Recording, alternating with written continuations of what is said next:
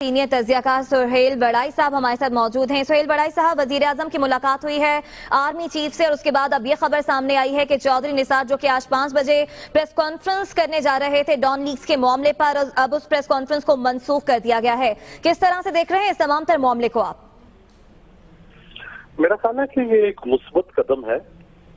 इस पहले भी एक मुलाकात हुई थी और अब ये दोबारा से मुलाकात हुई है। मेरा ख्याल है कि दोनों अतराफ में जो सैनिटी है, होशमंदी जो है वो आनी चाहिए और स्टेट के जो इंस्टीट्यूशंस हैं, वजीर आजम हाउस, हुकूमत और जो एस्टेब्लिशमेंट है, इसके दरमियान दरार पड़ने से डेफिनेटली दुश्मनों को फायदा होगा। ईरान नाराज है, इंडिया सरहद पे बैठा हुआ है, अफगानिस्तान से तल्लुकात खराब है।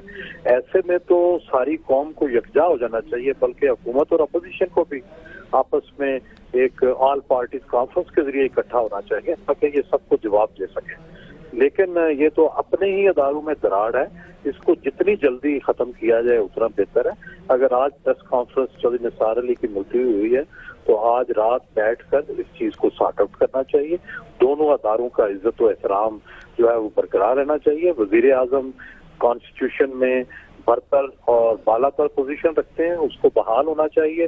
फौज के कंसर्न अगर किसी खबर के बारे में है उनको रिड्रेस करना चाहिए, लेकिन प्रेस की आज़ादी जो है वो बहाल रखनी चाहिए। अगर आपका प्रेस आज़ाद नहीं होगा तो फिर अफवाहें फैलेंगी, इंतशार फैलेगा।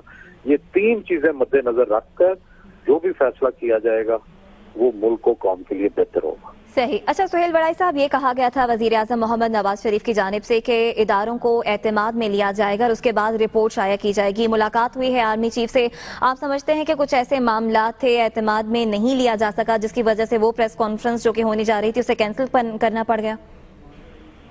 मेरा ख्याल है कि डेफिनेटली वो यकतरफा होगी प्रेस कॉन्फ्रेंस जिसको अब मनसूख किया गया है और जाहिर है यकतरफा मामले से तो और मामला खराब होगा। पहले जो ट्वीट आया उसने भी कोई हालात को बेहतर जानब नहीं लेके गया। उससे पहले जो नोटिफिकेशन आया अव्वल तो उसके ऊपर ही पहले सलाह मशवरा होना चाहिए था, फिर उसके ऊपर ट्वीट ने मामला और खराब कर दिया और अब अगर यकतरफा प्रेस कॉन्फ्रेंस हो जाती तो और मामला बिगड़ जाता।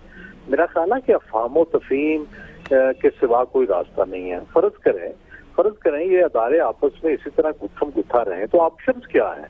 क्या इस तरह से वजीर आजम को या पूरा जो मुंतखब सेटअप है इसको आप रेलेवेंट कर सकते हैं या इसको बिल्कुल आप नीचा दिखा सकते हैं? बिल्कुल नहीं। इसी तरह पाकिस्तान का वजूद ही फौज की बुनियाद पर है और वही इसकी सिक्योरिटी की मुहाफ़िज़ है। क्या फौज को आप नीचा कर सकते हैं? नहीं, बिल्कुल नहीं।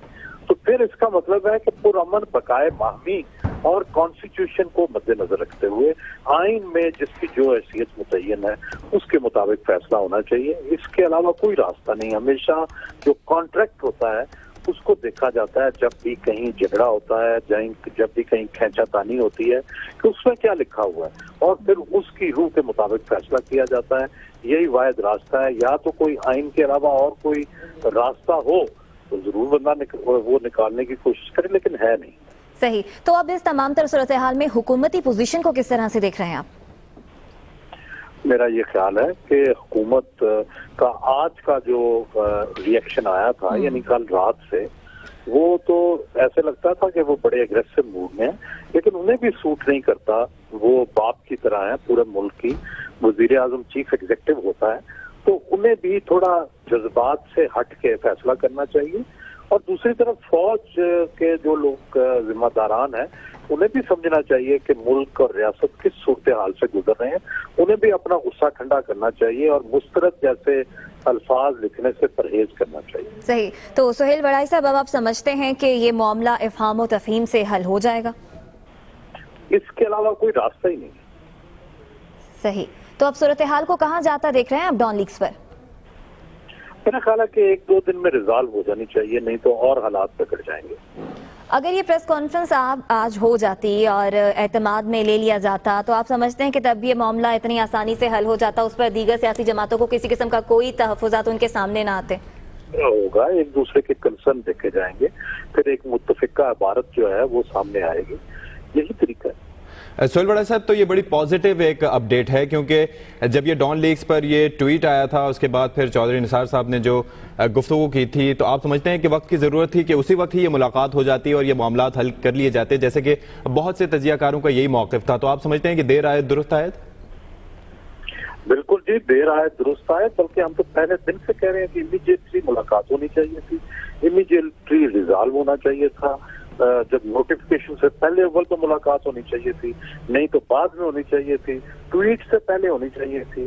चलो वो भी हो गया, तो ट्वीट और नोटिफिकेशन के बाद होनी चाहिए थी, वो नहीं हुई तो भाई अब कर लें, क्योंकि मामला ज्यों ज्यों बिगड़ता है, ज्यों ज्यों उसमें वो बाहर निकलता है, लोगों को भिनक पड़ती है, तो तरह तरह की अफवाहें जन्म देती है। हुकूमत जो है वो भी अफोर्ड नहीं करती कि इस तरह की अफवाहें उसके खिलाफ उड़े। और दूसरी तरफ फौज तो पूरे मुल्क का एक मुतशिका अदारा है, नेशनल आर्मी है। हर सियासी पार्टी, हर सबका फिक्र जो है वो उसको मुकम्मल एतमाद है फौज के साथ। तो फौज की कंट्रोवर्शियल होना जो है किसी भी मामले पे, वो मुल्क के लिए बेहतर नहीं होता।